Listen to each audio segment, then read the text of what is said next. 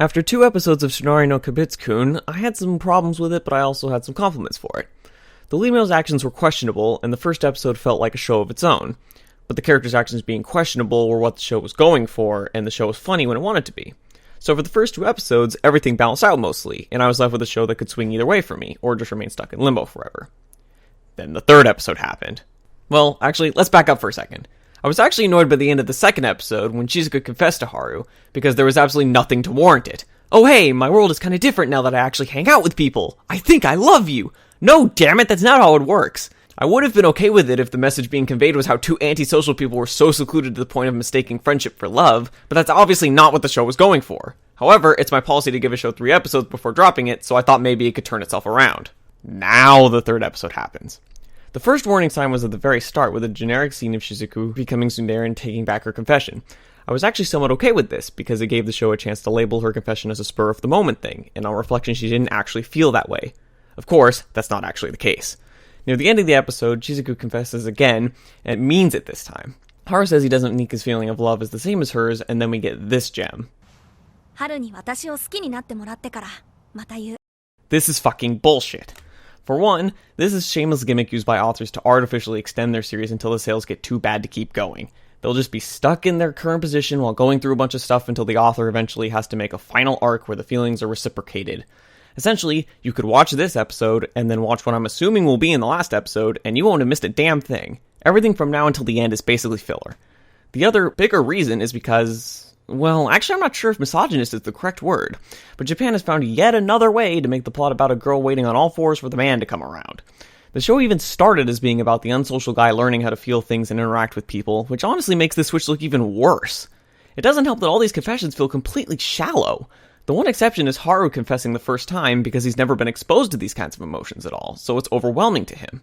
And as I said before, Haru hasn't done anything to warrant Shizuka's affections. If anything, he's done things that should prevent her from liking him.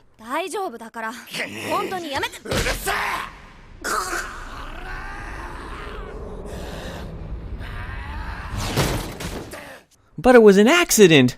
Fuck you, no it wasn't. He let his aggression get the better of him to the point of not even wanting to listen to her and resorting to the one thing he knows, violence. It's not even like he immediately felt remorse for what he did and apologized. Instead, he continued going forward and beat up the guys in the room.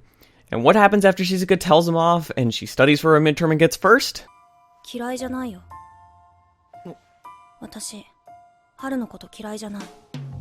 You fucking should! This is one of those shows where what the characters say they feel completely contradicts what it seems like they should feel given the actions that take place. But that's only when it matches up with their actions. If what a character says or chooses to do is in contradiction to what they should logically feel considering what takes place, that's called shitty writing. It means the author can't portray a message correctly in a way other than blatantly saying it to the reader's or watcher's face. But you know the worst part? This actually fucking works on people. Look at Twilight, for crying out loud. Try reading the book without automatically trusting what the characters say, and you'll see how full of shit their choices and words are and how bad the writer the author actually is. Oh god, did I seriously just bring up Twilight?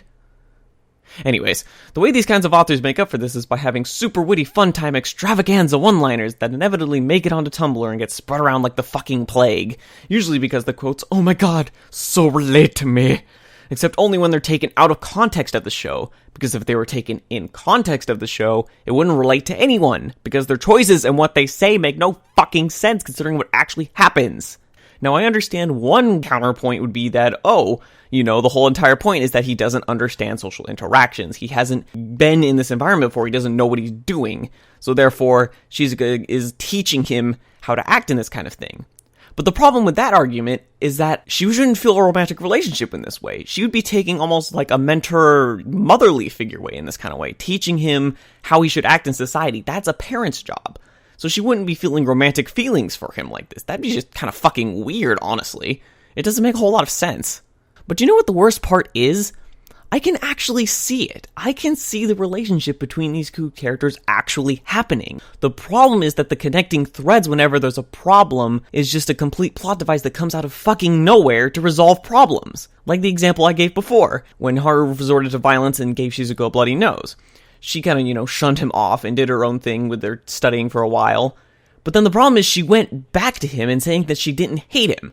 That doesn't make any sense, because there's nothing to warrant that feeling of not hating him after what he just did. It doesn't work. It doesn't make sense. Why would someone do that? Logically, in the real world, no one would do that. It just doesn't happen. That's not how it works. It doesn't feel real. It feels so forced is the problem. And that's really how I could sum up the show, how it was for me for 3 episodes. The connections that the characters were trying to make, the author was doing, it just felt forced. If it wasn't for these characters completely doing a 180 on what they should logically feel, I feel like I'd actually like this kind of thing, this relationship. Like I said, I could see this working. The problem is that the connecting dots just don't work. It doesn't. It needs to be done more naturally. This isn't a very natural relationship right now. It's just fucking forced as hell. That's just how it is. This show's not that good. I mean, it's not that it's bad, it's just not done the way it should be done, is what I'm trying to say. And that's the problem with Tonari no Kaibutsu-kun.